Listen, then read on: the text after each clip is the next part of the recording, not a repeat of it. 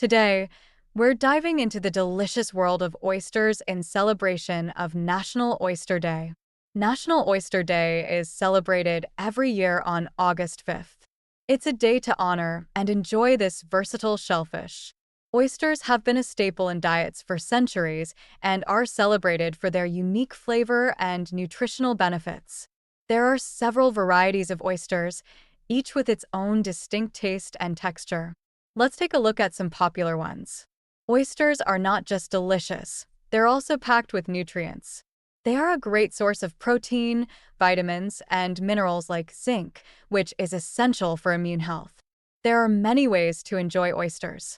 You can have them raw with a squeeze of lemon, grilled with garlic butter, or even fried for a crunchy treat. Did you know?